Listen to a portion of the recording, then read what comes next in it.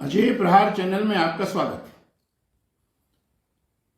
आप सबने अभी पूरे देश में क्या पूरी दुनिया में विश्व पर्यावरण दिवस के आयोजन के संदर्भ में विभिन्न समाचार पत्रों में, टीवी चैनल्स में, यूट्यूब चैनल्स में और कस्बों, गांव, शहर सब जगह विभिन्न कार्यक्रमों के आयोजनों को देखा।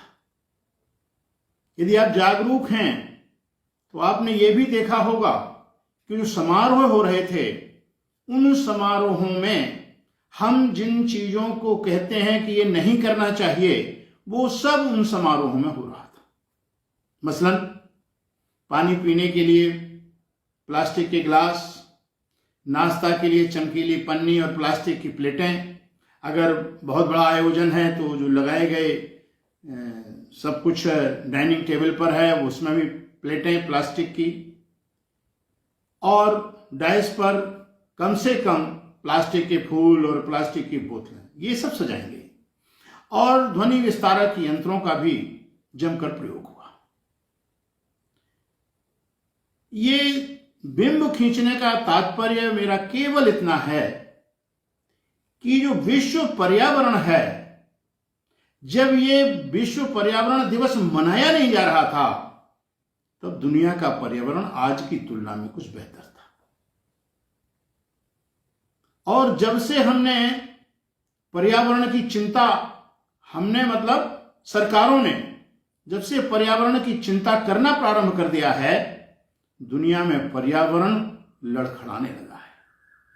पर्यावरण एक चर्चा हुआ करती थी, अब इसके साथ और विशेषण लगने लगे हैं, जैसे वैश्विक तापमान, ग्लोबल वार्मिंग, क्लाइमेट चेंज, जलवायु परिवर्तन, बाढ़ और सूखा हमारे कर्मों का प्रतिफल लेकर के हमें दंडित करने के लिए आ रहे हैं। वृक्षों का काटना पूरी तरीके से हमको तापमान की ओर ढकेल रहे हैं। इसके अतिरिक्त एक बड़ा विचित्र शब्दावली आजकल चल रही है, अवैध खनन। यह अवैध खनन होता क्या है भाई? खनन अपने आप में अवैध है। खनन जिस चीज का आप कर रहे हैं, बालू का, पहाड़ का, खदानों का, वो प्रकृति ने आपको उपहार में दिए हैं, कुछ सोच समझ करके दिए हैं। आपने उनको विधिक रूप दे करके, कुछ रुपए लेकर के, पट्टा देने की प्रक्रिया करके, भ्रष्टाचार अपना करके उसको जो वैध करने की बात आप कर रहे हैं, यही अपने आप में अवैध है। दरअसल खनन पूरी तरीके से अवैध है। बड़ी वैज्ञानिक प्रगति आपने की है, बड़ा तकनीकी विकास आपने किया है। मैं एक छोटा सा सवाल कर रहा हूं कि क्या विश्व का कोई भी लैब एक छोटी सी ढेली बना सकता है? पहाड़ तो बहुत बड़ी चीज है। क्या आप कृत्रिम बालू इतनी ज्यादा बना सकते हैं कि आपके उपयोग में आ जाए? नहीं।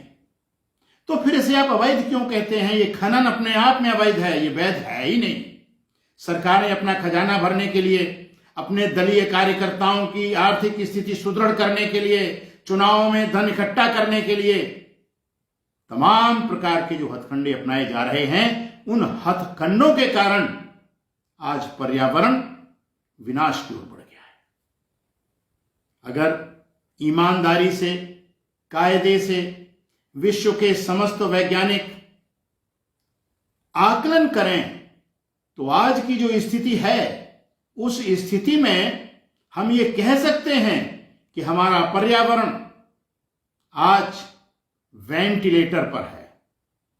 हमारा पर्यावरण आज किसी प्रकार सांसें ले रहा है और इन सब के दोषी हम सब हैं। मानस में तो कहा गया, और करे अपराध को और पाए फल भोग। अपराध तो कुछ चंद घरानों के द्वारा किया जा रहा है, अपराध सरकारों द्वारा संरक्षित होकर के किया जा रहा है। अब अपराध प्रशासन द्वारा पूरी तरीके से धनोगाही और उसमें सहभागिता करके किया जा रहा है। जहां जहां बड़ी खदानें हैं, जहां जहां बड़े खनन हैं, वहां पर राजनेता, उनके द्वारा संरक्षित परिवार, प्रशासनिक अधिकारी, पत्रकार, समाज का हर वर्ग जो अपने आप को प्रतिष्ठित मानता है, वो पट्टा लिए है, कहीं खनन कर रहा है, कहीं वो, ये सब विश्व के अंदर जो हो रहा है, इससे पर्यावरण तो बिगड़ गया। पर्यावरण के बाद हमको शब्दावलियां मिलने लगी। इन शब्दावलियों से अगर बचना है तो विलंब करने की आवश्यकता नहीं है। तत्काल हमें आपातकालीन उपाय करने होंगे। हम ये मान के चल रहे हैं कि पर्यावरणीय आपातकाल इस दुनिया में प्रारंभ हो गया है। जहां अटलांटिका में लू के थपेड़े चल रहे हों, जहां वैश्विक तापमान के कारण बर्फ पिघल रही हो और हिमनद बाढ़ की स्थिति में आकर के कहीं कहीं विकराल रूप धारण कर रहे हों, समुद्र अपना स्तर बढ़ा रहा हो और खनन उत्खनन के द्वारा जब वर्षा जल बहकर के समुद्र में जाता है तो समुद्र की सतह को भी वो धीरे धीरे प्रति वर्ष 2 से 3 सेंटीमीटर पुराव कर रहा है, समुद्र का भी, जिसे अथाह कहा जा रहा था। ये सब सरकारों के, प्रशासन के और समाज के सर्वाधिक चितेरे लोगों के दुष्कर्मों का परिणाम। आज आवश्यकता इस बात की है कि हम सरकार की ओर न देखें। आज भी भारतवर्ष में कम से कम जो ग्रामीण आबादी है उसका प्रतिशत 70% तो है, और वो 70% आबादी जो 100% हुआ करती थी, आज जो 70% है उसकी जो 30% आबादी पलायन कर गई है रोजगार के लिए, पर्यावरण को विनष्ट करने के लिए, उससे शहर बजबजा रहे हैं। शहरों का रहना, रहन सहन, ये तमाम चीजें लड़खड़ा रही हैं, परिवहन लड़खड़ा रहा है। दूसरी तरफ बढ़ती हुई बेहिसाब आबादी, जिसे हमने बोझ मान लिया है। क्यों?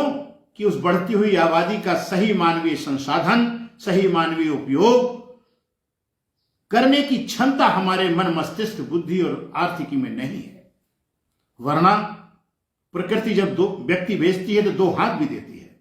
आप उन 2 हाथों का अगर उपयोग कर सकें तो ऐसा नहीं है कि हम तस्वीर बदल नहीं सकते, लेकिन यह नितांत अकर्मण्यता और अर्थ जनित व्यवस्थाओं का दोष कि हम जनसंख्या को बोझ मान रहे हैं। लेकिन अगर हम बोझ मान रहे हैं तो नियंत्रण पर आप क्यों सो रहे हैं?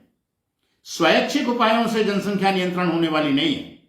उसके लिए आपको विधिक उपाय करना पड़ेंगे, और विधिक उपाय में आप विलंब कर रहे हैं। जितना ही विलंब करते चले जा रहे हैं उतने ही अनचाहे मेहमान धरती पर बढ़ते चले जा रहे हैं। आज ये वैश्विक समस्या है। पर्यावरण में लंबे लंबे भाषण देना, पर्यावरण के विषय में अनावश्यक चिंतन करना और चिंता का उजागर करना, हम ये उपाय करेंगे, वो उपाय करेंगे, आपके सभी उपायों पर इस विश्व के विकसित राष्ट्र पानी फेर रहे हैं। और सबसे बड़ा गंभीर जो भी एक स्टडी आई है, एक अध्ययन आया है कि जो भी आप ये जहरीले गैसें उत्सर्जित कर रहे हैं, उन जहरीली गैसों के उत्सर्जन के उपरांत ये जो सागर है, समुद्र है, ये उसे अवशोषित कर रहा है। लेकिन रिपोर्ट्स ये कहती हैं कि अवशोषित होने वाली गैस किसी एक चैम्बर में इकट्ठी होती चली जा रही है और आगे चल करके यह बड़ा विस्फोट करेगी, और जिस समय ये गैसें महासागर से निकल करके विस्फोटात्मक रूप में आएंगी, उस समय स्थिति को संभालने की किसी भी सरकार में क्षमता नहीं होगी। इसलिए हिंदुस्तान में कम से कम, जिसने पूरी दुनिया को पर्यावरण संरक्षण के सूत्र दिए हैं, मंत्र दिए हैं, उपाय दिए हैं, जिनको हम भूल गए हैं, उनको पुनर्जागृत करने की आवश्यकता है। हमारे यहां स्वच्छता को लेकर के, स्वच्छता को लेकर के पुराण साहित्य में बहुत कुछ कहा गया है। पर्यावरण को लेकर के पुराण में, वेदों में बहुत कुछ कहा गया है। संस्कृत साहित्य में दशकुमार चरित्र और कादंबरी में भी कितना सुंदर पर्यावरण का चित्रण किया गया है। हमें उस ओर जाना पड़ेगा। हमें याद है, हमने पढ़ा है कि जब देश आजाद हुआ था तब महात्मा गांधी ने चेतावनी भरे स्वरों में कहा था कि हमें गांव को इस प्रकार से विकसित करना चाहिए कि केंद्र के पास, राज्य के पास केवल सिक्का और सेना रहे, बाकी पूरे अधिकार गांव को होना चाहिए। अगर आज हमने गांव को उसी दिशा में बढ़ाया होता, अगर हमने गांव में इस प्रकार का विकास किया होता, तो आज हम पर्यावरण के लिए रो नहीं रहे होते। आज हम सौर ऊर्जा को बढ़ा चुके होते, हम कुटीर उद्योगों में पनप रहे होते और हम बेरोजगारी का दंश भी नहीं झेल रहे होते। हम जनसंख्या की बढ़ती हुई आबादी के रो भी नहीं रहे होते।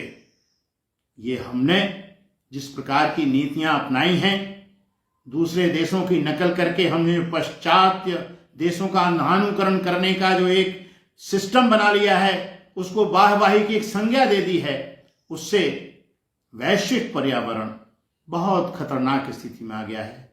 मैं चाहता हूं कि हर जागरूक व्यक्ति जो इस देश में रह रहा है वो इस पर चिंतन करे, मनन करे, और खासतौर से पंचायतों में चुने हुए लोग, अगर उनमें क्षमता है और बुद्धि है, वो आरक्षण के द्वारा कुंठित होकर के नहीं आए हैं, तो उनको पारिस्थितिकी संतुलन युक्त विकास करने की प्रक्रिया प्रारंभ कर देनी चाहिए। इकोनॉमिक्स विद इकोलॉजी, हम ऐसा आर्थिक विकास करें जिसमें पारिस्थितिकी संतुलन बिगड़ने ना पाए। और ये दूर नहीं है, बहुत कठिन नहीं है। इसके लिए केवल हमको अपनी एक विचार शक्ति, अपनी एक संगठनात्मक शक्ति, अपनी एक रचनात्मक शक्ति, इन सबका गांव गांव, नगर नगर, द्वारे द्वारे विकास करना है। यदि हम इस दिशा में कदाचित आगे बढ़े तो निश्चित रूप से हम सफल हो सकते हैं। इन्हीं शब्दों के साथ हम अपनी बात को विराम देते हैं। जय हिंद।